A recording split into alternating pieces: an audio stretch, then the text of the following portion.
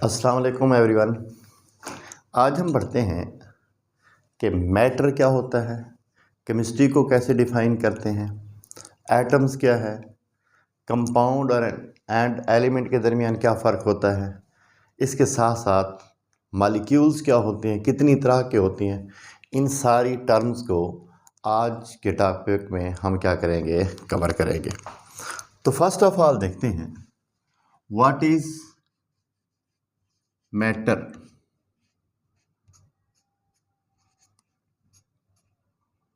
देखें, इस यूनिवर्स की कोई भी चीज़ जो मास रखती है और वॉल्यूम ऑक्यूपाई करती है उसे हम क्या कहते हैं, मैटर कहते हैं।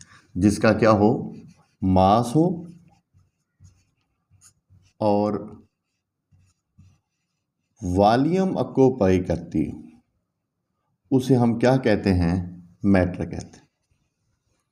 फॉर एग्जांपल अर्थ, बहुत बड़ा मास है, बहुत बड़ा वॉल्यूम। आपके पास बुक है,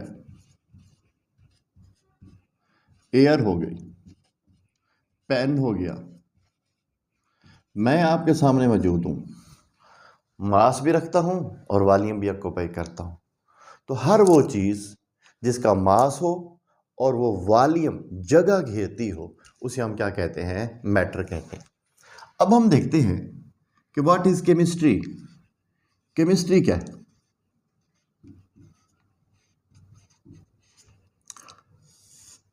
केमिस्ट्री हमें बताती है कि ये जो अर्थ है, ज़मीन है, ये किस चीज़ से मिलकर बनी है, ये चेयर किस चीज़ से मिलकर बनी है, पानी की कंपोजिशन क्या है। तो केमिस्ट्री हमें बताएगी कंपोजिशन ऑफ मैटर के बारे में।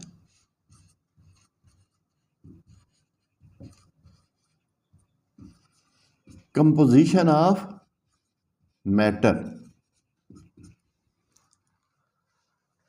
एक गिलास है, उसके अंदर पानी पड़ा हुआ है। क्या हम उसे देख के बता सकते हैं कि यह हाइड्रोजन एंड ऑक्सीजन पर मुश्तमिल है? कभी किसी को नज़र आया हो कि दो टांगों वाली हाइड्रोजन है जो गोल मटोल ऑक्सीजन को पकड़ के लेके जा रही है और हमने उसका फार्मूला बना दिया हो, हमने कहा है कि यह हाइड्रोजन एंड ऑक्सीजन पर मुश्तमिल है? नहीं, हमें कोई टेस्ट करना पड़ेगा, हमें कोई एनालिसिस करना पड़ेगा, हमें कोई मेथड अडॉप्ट करना पड़ेगा जिससे पता चलेगा कि कंपोजिशन ऑफ वाटर क्या है। तो केमिस्ट्री हमें बताएगी कि पानी किस चीज़ से बना हुआ है। सेकंड हमें बताती है प्रॉपर्टीज ऑफ मैटर के बारे में।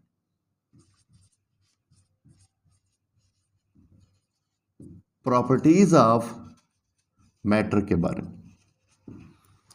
पानी को देख लें, इसको आग नहीं लगती, मास भी रखता है, वॉल्यूम भी ऑक्यूपाई करता है। जो पेट्रोल होता है उसको आग लगती है पानी भी मैटर है, पेट्रोल भी मैटर। लेकिन एक को आग लगती है, पानी को आग नहीं लगती। तो इनकी प्रॉपर्टीज में डिफरेंस क्यों है? तो ये हमें कौन बताएगी? केमिस्ट्री बताएगी।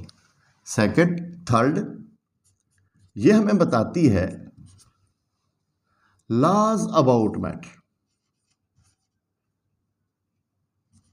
लॉज अबाउट मैटर, मैटर के मुतल्लिक मुख्तलिफ कवानीन्स। फॉर एग्जाम्पल एक गिलास है, उसके अंदर 10 ग्राम पानी पड़ा हुआ है, उसका मास 10 ग्राम है। इस पूरी यूनिवर्स के इंसान इकट्ठे हो जाएं, 10 से 11 ग्राम नहीं कर सकते। शर्त यह है कि उसके अंदर कोई और चीज़ ना डालें, उसके अंदर कोई और पानी ना डालें। हाँ, उसको हीट करेंगे, आग पे चढ़ा देंगे, वो बुखारात बन जाएगा। लेकिन वेपर की सूरत में रहेगा मास तब भी 10 ग्राम। हम उसको फ्रीज़र में रख देते हैं, वो ठंडा हो जाएगा, आइस में कन्वर्ट हो जाएगा। पहले वो लिक्विड की हालत में था, अब वो किस हालत में चला जाएगा? सॉलिड की हालत में चला जाएगा, लेकिन रहेगा 10 ग्राम। हम उसे बहुत ज़्यादा हीटिंग करते हैं, हम उसकी डीकम्पोजिशन कर देते हैं। वो मास जो था वो 10 ग्राम था वाटर की सूरत में, अब वो डीकम्पोज होकर हाइड्रोजन में चला जाएगा और ऑक्सीजन गैस में चला जाएगा, लेकिन रहेगा 10 ग्राम। तो इस मैटर के मुतल्लिक कुछ कवानीन्स हैं, उनके बारे में हम क्या करेंगे, स्टडी करेंगे। तो केमिस्ट्री जो है बेसिकली ये मैटर की कंपोजिशन, उसकी प्रॉपर्टीज एंड उसके लॉज के बारे में हमें क्या देती है, इंफॉर्मेशन देती है। अब हम देखते हैं कि what is the composition of matter, कि मैटर बना हुआ किस चीज का। कंपोजिशन ऑफ मैटर, जो ग्रीक फिलासफर थे वो ये सोचते थे कि इस यूनिवर्स की कोई भी चीज है जो मास रखती है और वॉल्यूम ऑक्यूपाई करती है, ये छोटे छोटे ज़रात से मिलकर बनी। ये ज़रात, ये पार्टिकल्स इतने छोटे हैं कि इनको मज़ीद तकसीम नहीं किया जा सकता। ये इंडिविजिबल पार्टिकल्स पे मुश्तमिल,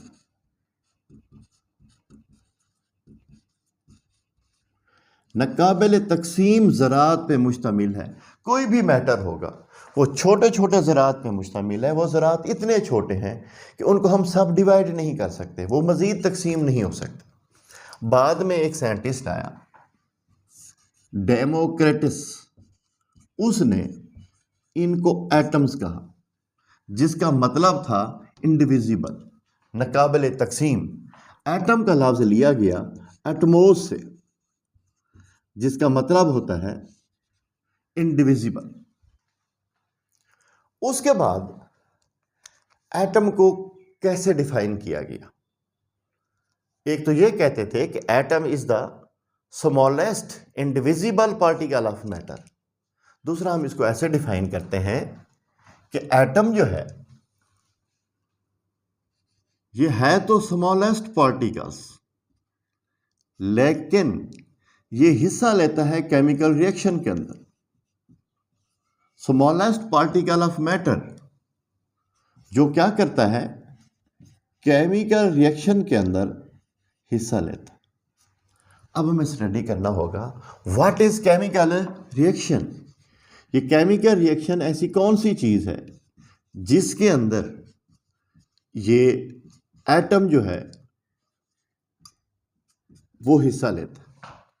केमिकल रिएक्शन होता है breaking of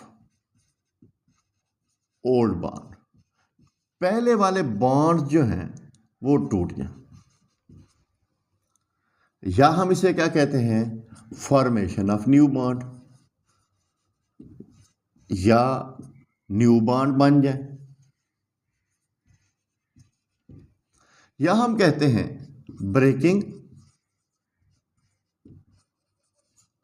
and formation of bonds. या तो बॉन्ड टूट जाए, या बॉन्ड बन जाए, या बॉन्ड टूट भी जाए और बन भी जाए। अच्छा, अगर बॉन्ड बन जाते हैं या बॉन्ड टूट जाते हैं तो क्या होगा? फॉर एग्जाम्पल वाटर है,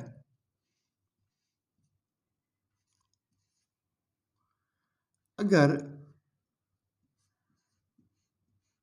इसका बॉन्ड यहां से टूट जाता तो क्या बनेगा? H बनेगा और OH आयन बनेगा। अब इस बॉन्ड के टूटने से हाइड्रोजन आयन पैदा हुआ है एंड हाइड्रोक्साइड आयन पैदा हुआ है। जो हाइड्रोजन आयन है इसकी प्रॉपर्टीज वाटर जैसी नहीं हो सकती, और वाटर की प्रॉपर्टीज हाइड्रोजन आयन या हाइड्रोक्साइड आयन जैसी नहीं हो सकती। है तो ये भी हाइड्रोजन, लेकिन जब OH के साथ अटैच है तो प्रॉपर्टीज और दे रही है, जब अलहदा है तो प्रॉपर्टीज और दे रही है। यानी कि एटम है तो एक छोटा सा जरा, लेकिन केमिकल रिएक्शन में हिस्सा लेता है, अपने बॉन्ड पहले वाले एटमों के साथ तोड़ता रहता है, नए एलिमेंट के साथ जोड़ता रहता है, और अपनी प्रॉपर्टीज क्या कर लेता है, चेंज होती हैं इसकी। इससे हम नई वैरायटी के मुख्तलिफ किस्म के क्या बना लेते हैं, कंपाउंड बना लेते हैं। या बॉन्ड की फॉर्मेशन हो जाए, जैसा कि H2O है, इसके अंदर हमने हाइड्रोजन का आयन डाला, क्या बन गया? Hydronium ion.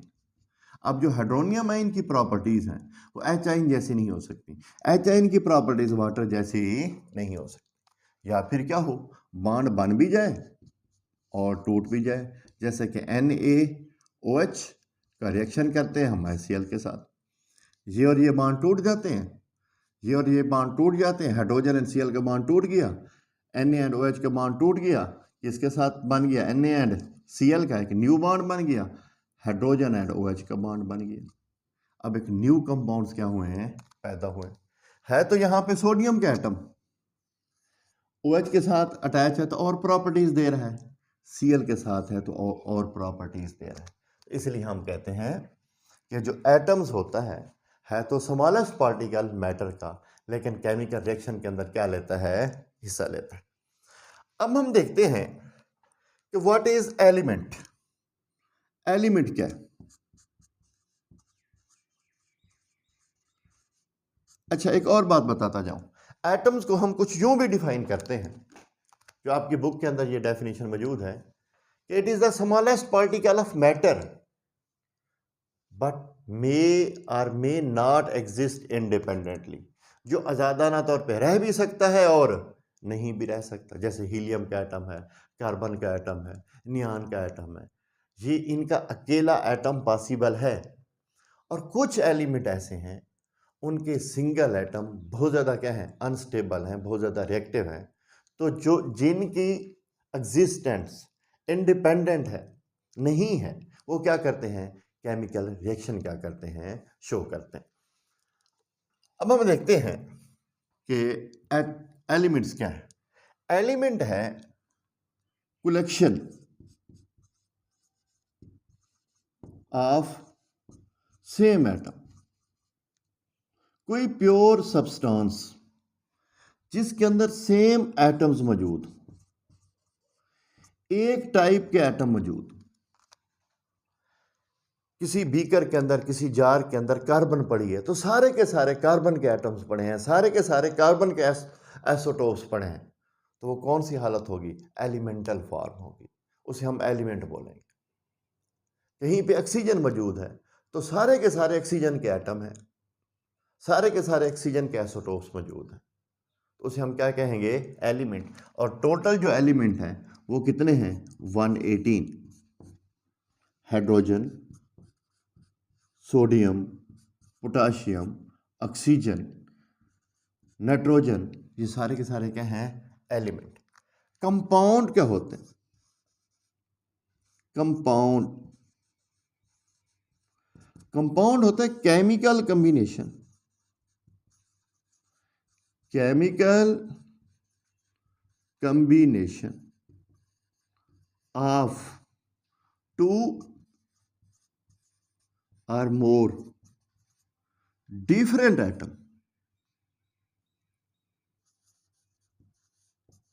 उसके अंदर दो या दो से ज्यादा एटम्स मौजूद होते हैं, डिफरेंट एटम, या आप क्या कह सकते हैं, एलिमेंट। उसे हम क्या कहते हैं, कंपाउंड। जैसा कि CO2, H2SO4, वाटर, ये कंपाउंड है, इसमें कार्बन एंड हाइड्रोजन के एटम मौजूद हैं, इसमें हाइड्रोजन, सल्फर एंड ऑक्सीजन के एटम मौजूद हैं। और जो हमारे पास कंपाउंड है वो बहुत ज्यादा है, काउंटिंग लेस है, उनको हम काउंट नहीं कर सकते, उनकी तादाद इस यूनिवर्स के अंदर बहुत ज्यादा है। इसको नोट कर लें। फिर हम देखते हैं कि व्हाट इज मॉलिक्यूल।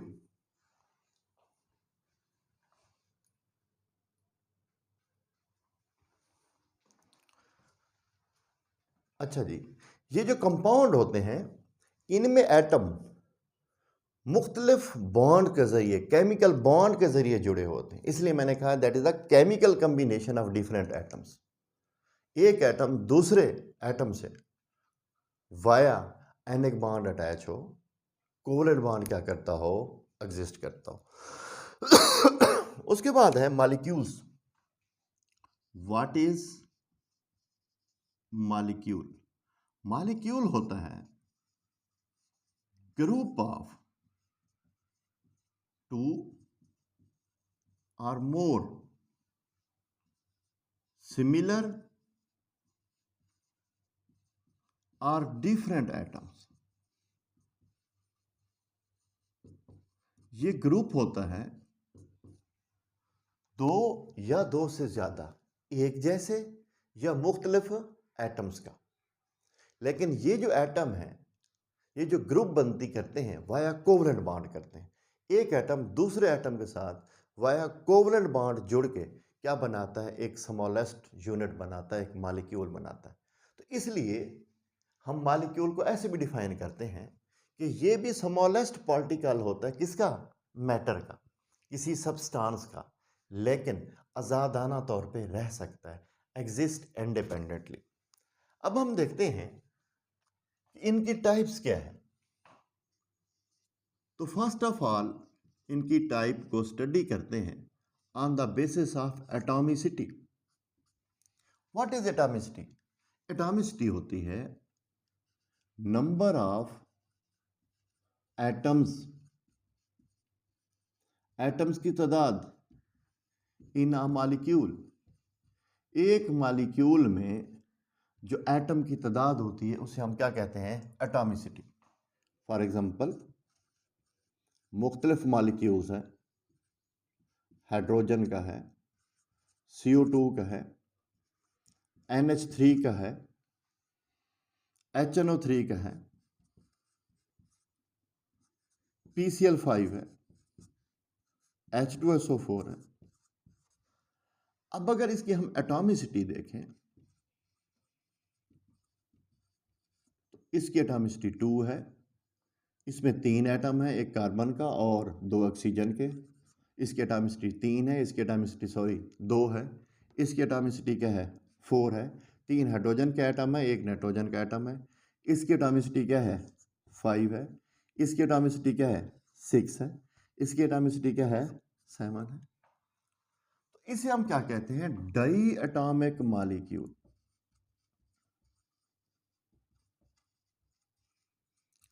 ये डाई एटॉमिक मॉलिक्यूल है। ये क्या कहलाता है, ट्राई एटॉमिक मॉलिक्यूल। इसे क्या कहते हैं, टेट्रा एटॉमिक मॉलिक्यूल। इसे क्या कहते हैं, penta atomic molecule, hexa atomic molecule, hepta atomic molecule. दूसरे इनकी क्लासिफिकेशन करते हैं on the basis of nature of atom, types of atom. अगर हम टाइप्स ऑफ एटम की बेस पे करें तो ये मॉलिक्यूल दो तरह के होते हैं, होमो एटॉमिक मॉलिक्यूल, होमो एटॉमिक मॉलिक्यूल्स, या इन्हें कहते हैं होमो न्यूक्लियर मॉलिक्यूल। ऐसे मॉलिक्यूल जिसमें एक जैसे एटम अटैच हो, O2 N2 S8 P4। ऐसे मॉलिक्यूल जिनमें सेम एटम मौजूद हों उसे हम क्या कहते हैं, होमो एटॉमिक मॉलिक्यूल या होमो न्यूक्लियर मॉलिक्यूल। दूसरे होते हैं जिन्हें हम कहते हैं hetero atomic molecule, hetero atomic molecule. ऐसे मॉलिक्यूल जिसमें डिफरेंट एटम मौजूद हों, जैसा कि CO2, वाटर, H2SO4। इन हेट्रो एटॉमिक मॉलिक्यूल को हम हेट्रो न्यूक्लियर मॉलिक्यूल्स भी कहते हैं। और इनकी जो थर्ड कैटेगरी है वो होती है साइज की बेस पे। साइज की बेस पे जब हम इन्हें क्या करते हैं, डिफाइन करते हैं, तो हम दो तरह के होते हैं ये। एक को हम कहते हैं माइक्रो और दूसरे हमारे पास होते हैं macro molecule. Macro molecules and micro molecule.